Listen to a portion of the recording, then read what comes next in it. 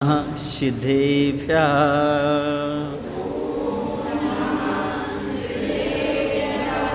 चलिएगा महावीर अष्टक सूत्र पढ़ते हैं। यदि चैतन्ये मुकुर्यवो भावाश्चिदिचिता समं भान्ते द्रव्या वैजनिलसन्तान्तरहिता जगत साक्षी मार्ग प्रकटन परो भानुर्वयो महावीर स्वामी नयन पथगामी भवतु मे अताम्रं यचक्षु कमलयुगलं स्पन्दरहितं जनान् कोपापायं प्रकटयति वाभ्यन्तरमपि स्फुटं मूर्तिर्यस्य प्रस्मितमयीवाति विमला महावीर स्वामी नयन पथगामी भवतु मे। बोले महावीर भगवान की जय। आचार्य गुरु विद्यासागर जी महाराज की।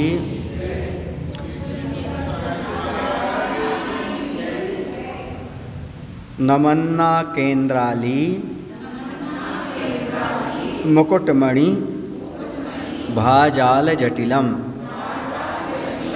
लसत पादाम्भोजत द्वयमह यदीयं तनुभृतां भवज्ज्वाला सांचयी प्रभवति जलम वासव्रतमपि महावीर स्वामी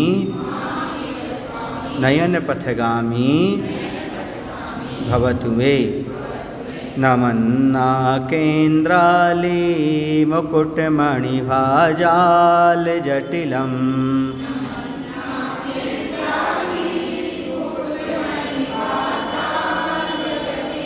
लसत् पादाम्भोजद्वयमह यदीयं तनुभृतां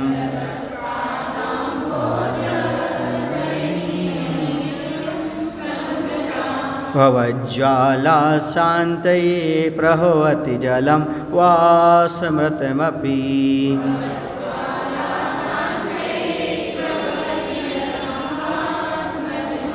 महावीर स्वामी नयन पथगामी भवतु मे।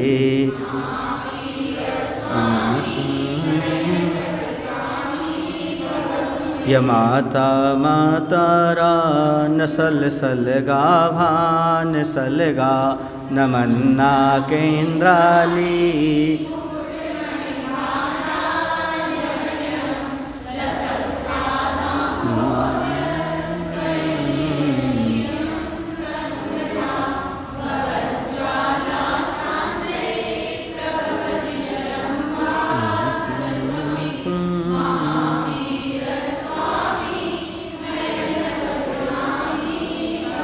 यमाता मातारा नसल सलगाभान सलगा।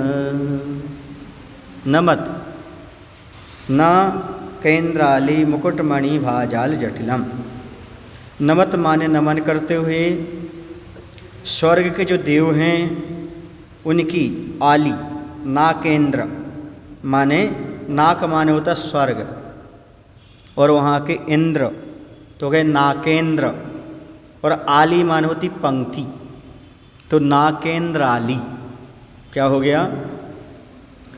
स्वर्ग के देवों के जो इंद्र हैं उनकी पंक्ति के मुकुटमणि मुकुटों की मणियों के भा माने प्रभा पुंज से जाल उसका जो पुंज है जटिलम व्याप्त लसत लसत माने सुशोभित यदि यम जिनके स्मृतम स्मरण किए गए पादाम्भोज द्वयम पाद रूपी अम्बुज अम्बुज माने कमल दोनों चरण कमल अपि भी यह इस जगत में तनुभृताम संसारी प्राणियों की भवज्ज्वाला शांतई संसार की भव की ज्वाला की शांति के लिए जलम वा जल के समान प्रभवती प्रभवती माने समर्थ है ऐसे महावीर स्वामी मैं नयन पथगामी, मेरे नेत्रों के मार्गामी भवतु हो गए। क्या अर्थ हुआ?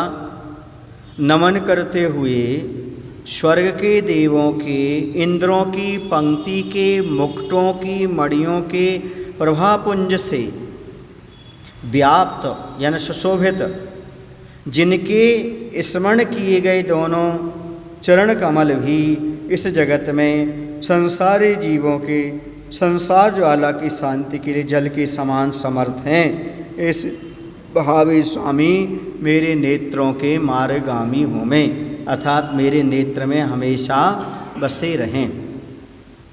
अर्थ ये हुआ कि देवतागण भगवान को नमस्कार कर रहे हैं, उनके चरणों में वह सिर झुका रहे, तो मुकुट की जो मणियाँ हैं भगवान के दोनों चरण रूपी कमलों पर पड़ रही हैं, उनको हम स्मरण कर रहे हैं। यहाँ से क्या कर रहे हैं? उनको स्मृत माने हम स्मरण कर रहे हैं। स्मरण करने से ही संसारी प्राणी स्मरण करता है, तो स्मरण करते ही संसार की ज्वाला शांत हो जाती है। संसार की ज्वाला क्या है?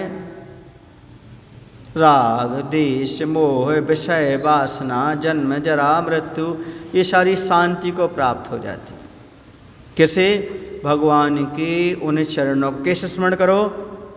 भगवान के चरण कमलों पर स्वर्ग के देव आए हुए हैं, उन चरण कमलों पर सिर झुकाए हुए हैं और उन पंक्ति से खड़े हैं, बहुत सारे पंक्ति से लगे हुए देव। नाक इंद्राली, समझ गए ना?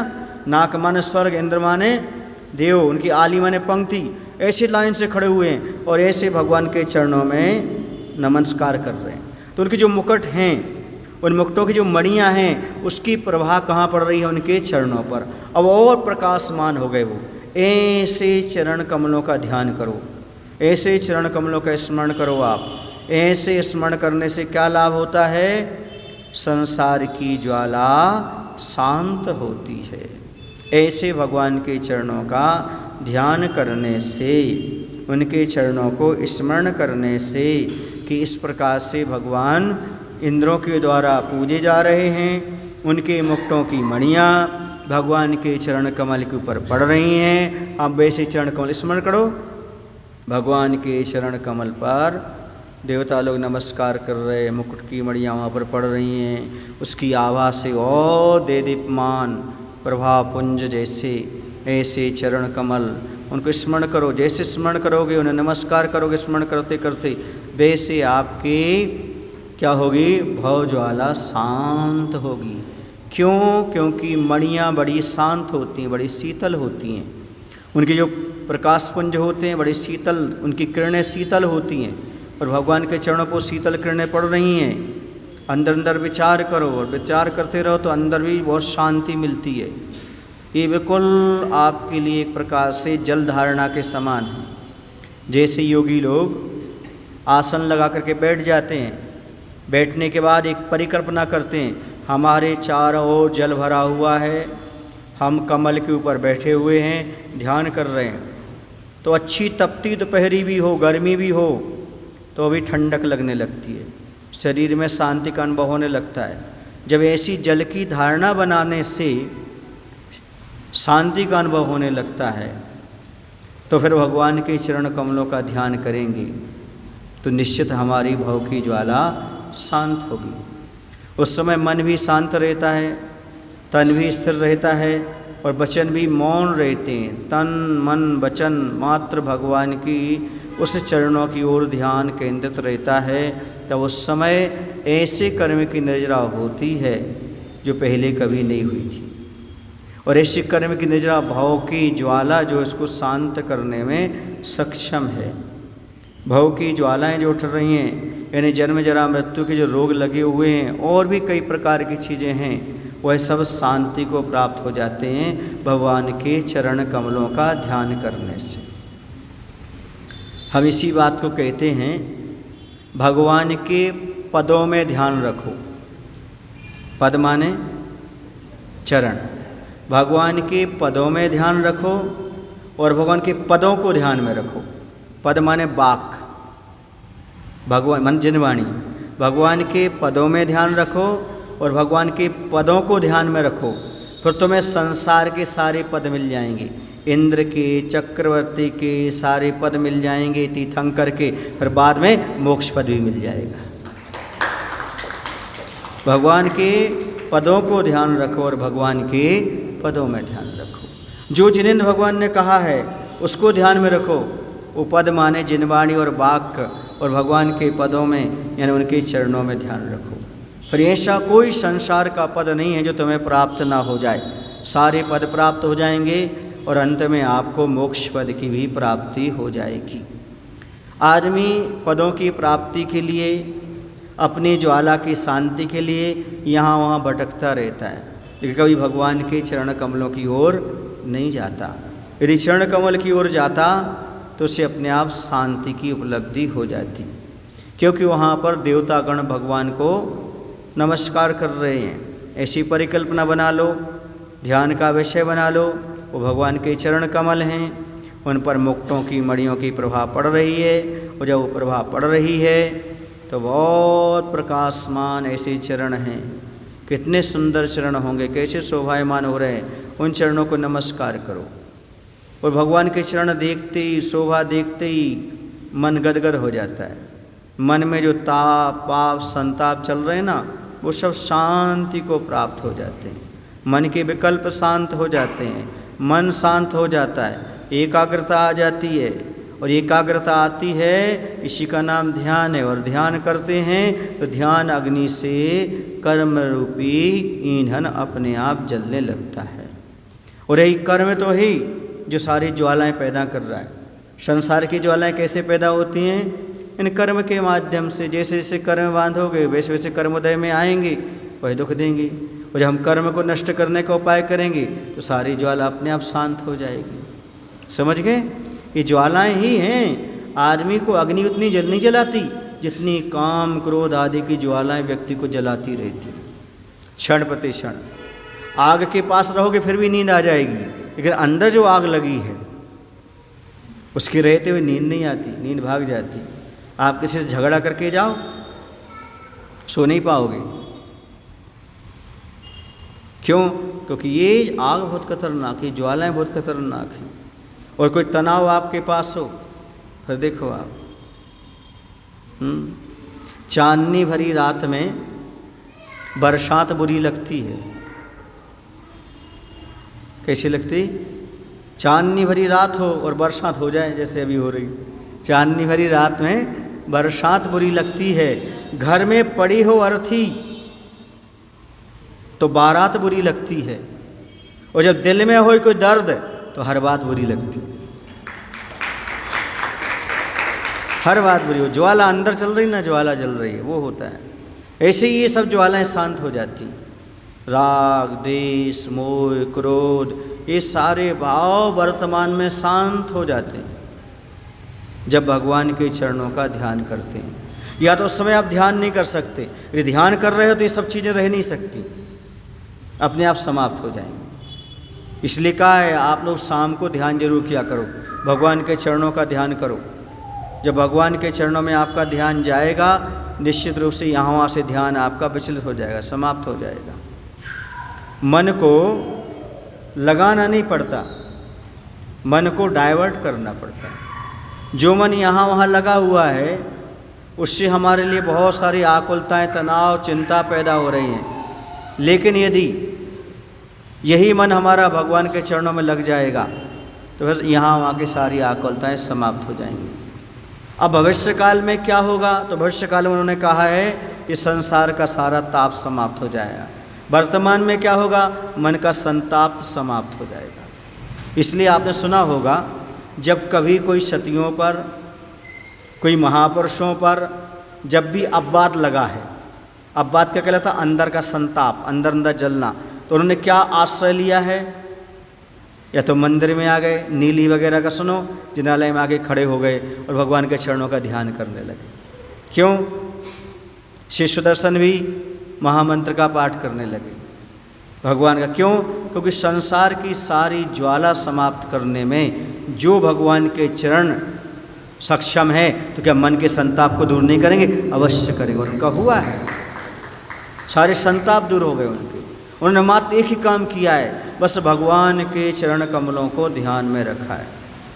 जिस पर भी संकट आया है, जिसने भी संसार की ज्वालाओं को समझा है, उन्हें समाप्त करने का सोचा है, तो उन्होंने मात्र भगवान के चरणों का आश्रय लिया है। जब भी आपको कोई संकट आ जाए, मैं तो इतना तक कहता हूँ, जो विद्यार्थी पेपर आदि देते हैं या जो भी आप कंपनी में इंटरव्यू देने जाते हैं, उसके पहले 5 मिनट मात्र भगवान के चरणों का ध्यान कर लिया करो, फिर तुम्हें किसी के हाथ नहीं जोड़ना पड़ेगी, सब में पास हो जाओगे। हम तो ऐसे ही करते थे, जब पेपर देने जाते थे, ब्रह्मचारी थे तो माला फेर करके काम करते थे। पहले माला फेर लेते, फिर पढ़ते थे, फिर पेपर देने जाते थे। अब मान लो 3 बजे पेपर है तो आहार करके आए, 12 से एक अच्छी सामायिक करी, उसके बाद घंटा 1.5 घंटा पढ़ा और पढ़ के जाकर पेपर आए दे आए। जो वहाँ पर पढ़ के जाते थे वही सीधे के सीधे क्वेश्चन वहाँ रखे रहते थे, सीधे के सीधे